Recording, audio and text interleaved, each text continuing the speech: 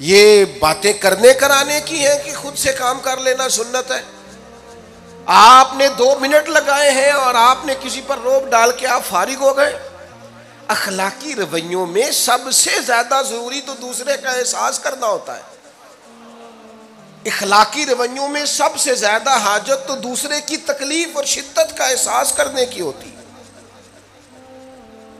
मेरे अरसा फरमाया करते थे, 10 मिनट क्यों इंतजार कराते हो लोगों को? तुमने मिंबर पे कहा था मैं 2:15 बजे जमात कराऊंगा, 2:16 कैसे हुए? तुम्हें इसका पास होना चाहिए था, तुम्हें ख्याल होना चाहिए था किसी शख्स को किसी वजह से कोई तकलीफ, कोई किसी अजियत का शिकार क्यों हो, कोई परेशान। मैं अब तो अल्हम्दुलिल्लाह आप इतनी बड़ी तादाद में आ गए कि जगह आपके लिए मुश्किल हो गई, वरना शुरू में जब मैं महाफिल का टाइम देता था तो मैं वक्त पे चला जाता था। अगर किसी से कहा है ना कि 6 बजे आएंगे तो 6 बजे चले गए। तो कई वाली घर वाले पूछते सन तुसी आ भी गए हो, तो मैं कहता सानू तुसी वेले हैं समझ लो। हमारा मिजाज नहीं है ना जी। बल्कि एक तकरीब में मुझे दावत दी गई तो उस पर लिखा था 6 बजे, तो मैं वहां पहुंचा तो मेजबान भी नहीं आए थे। मुझे बताएं, शादी का कार्ड सारा खानदान बैठ के लिखता है ना। रवानगी बारात 1 बजे, 1 बजे जाती है बारात, मुश्तरका झूठ बोला सारे खानदान ने। ये रोने की बात है, हंसने की थोड़ी है। मुसलमान और झूठ बोले, मुश्तरका तौर पे कहा ये झूठ है। महफिल होगी बाद नमाज इशा, तो खत्म कब होगी ये भी तो बताएं। आपने कौम को तो एक शख्स का बताया था कि फलां साहब खिताब करेंगे, ये मकामी कौमी आलमी शोहरत याफ्ता, ये कहां से आ गए? क्यों तकलीफ दी गई? बल्कि हमने तो मनसूबाबंदी की है कि लोग हमारे जलसों में ना आए। सताए इतना है, एक जगह पे मैं हाजिर था तो 1:30 बजे मुझे माइक दे रहे थे। अब तो मैं जाता नहीं हूँ, रात को छोड़ दिया है। 1 बजे रात को माइक दे रहे हैं तो नकीब बेचारा रटी रटाई बात कर रहा है, कहता है बिला ताखीर। मैंने कहा अभी भी बिला ताखीर है, कर लो थोड़ी ताखीर। खुदा के बंदो ख़त्म करो, आधे घंटे में मसले की समझ आ जाती है। एक पैगाम दो, बात ख़त्म हो गई। इतना उलझाओ और इतना बात को खींचने का माना क्या? अपने रवैयों के अंदर। मैं चला गया 6 बजे तो मेज़बान साहब भी नहीं आए थे, तो वो तकरीब कब शुरू हुई? 9 बजे। तो मैंने उनसे कहा गौर से देख लो कहीं मैं तो नहीं उल्टा पड़ता रहा, 9 और मैं 6 समझता रहा हूँ। ये छोड़े इन चीज़ों को। अपनी ज़िंदगी में आप नज़म पैदा नहीं करेंगे तो कोई काम कैसे करेंगे? हज़रत हकीमुल उम्मत मुफ्ती अहमद यार खान साहब नईमी रहमतुल्लाह अलैह, मुफ्ती साहब रहमतुल्लाह अलैह जब जुमे वाले दिन अल्हम्दुलिल्लाह कहते थे ना तो पूरा 1 बजा होता था। लोग घड़ी को कहते थे तू गलत हो सकती है, पर मुफ्ती साहब पूरे टाइम पे अल्हम्दुलिल्लाह कहते हैं। बल्कि उनके बारे में मारूफ है कि वहाँ एक ज़िम्मेदार था, भैंसों का दूध धोते हैं ना देहाती लोग, तो असर की अजान से 5 मिनट पहले मुफ्ती साहब मस्जिद तशरीफ़ ले जाते। ये इखलाक है, ये आपका रवैया है, ये आपका अंदाज है। असर की अजान से 5 मिनट पहले जाते थे, जाके वुज़ू बनाना पड़े तो सुन्नत अदा करके बर वक्त नमाज में शामिल हो जाएं। तो मुफ्ती साहब गुजर जाते तो वो ज़िम्मेदार अपने बेटे से कहता कि अब आप ना बच्चे को छोड़ें भैंस के नीचे ताकि हम भैंसों का दूध धोएं। तो एक दिन वो बेटा कहने लगा अब्बा जी अभी तो ये सूरज खड़ा है, असर का टाइम कहाँ हुआ है? तो कहने लगा तू छड़ दे कट्टा, मुफ्ती साहब लांग गए नहीं, टाइम हो गया है। ये हमारे बुजुर्गों ने हमें रवैये सिखाए। आप नज़्म वाले हों, इखलाक वाले हों, सच्चाई वाले हों, दयानतदारी वाले हों, दूसरों का ख्याल रखें, किसी को तकलीफ ना हो हमारी वजह से। पता है रसूल पाक सल्लल्लाहु अलैहि वसल्लम की बारगाह में आके अर्ज़ किया गया या रसूलल्लाह ये हमारे इमाम साहब बहुत लंबी नमाज पढ़ाते हैं। सही हदीस में मौजूद है, नमाज ही पढ़ाते थे ना, कुरान ही पढ़ते होंगे ना, कितना एजाज वाला काम है। या रसूलल्लाह ये बहुत लंबी नमाज पढ़ाते हैं। अल्लाह के महबूब अलैहिस्सलाम ने बुला लिया और लफ्ज़ पता क्या है? हुजूर फरमाने लगे मैं लोगों को दीन के करीब करता हूँ, आप दूर करते हैं। फरमाया जब भी नमाज पढ़ाएं मोतदिल पढ़ाएं। और ख़ुद हुजूर का अमल क्या है? हुजूर फरमाते हैं जब मैं नमाज में खड़ा होता हूँ तो मेरा दिल करता है मैं लंबी नमाज पढ़ाऊँ। हमारा जब किसी शय को दिल करे तो हम छोड़ते हैं। मेरा दिल करता है मैं लंबी नमाज पढ़ाऊं,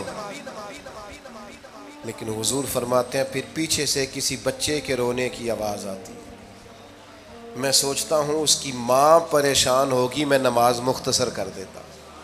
और मेरे भाइयों, नमाज में भी लोगों का एहसास, हमारी तबीयत ही नहीं रही।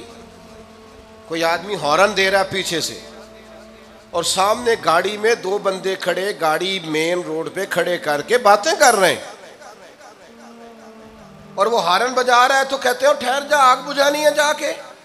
एक तो आपने इतना जुल्म किया कि आपने रोड बंद किया, और दूसरा अखलाकी रवैया ये है, और मेरे भाई ये भी बद अखलाकी है कि आप अपना मोटरसाइकिल मेन रोड पे खड़े करके दुकान पे चले जाएं, लोगों को तकलीफ में डालेंगे। इस्लाम इसकी इजाज़त नहीं देता। रस्तों के निशान मिटाने वाले को नबी पाक ने तंबीह फरमाई, किसी को तकलीफ हो, अजियत हो। और बाद लोग समझते हैं कि मैंने प्रेशर में रखी हुई है दुनिया, डरते हैं लोग मुझसे। जो डर के इज्जत करता है वो खौफ खाता है, और जो मोहब्बत से तुझे सलूट करता है वो तेरा एहतराम करता है।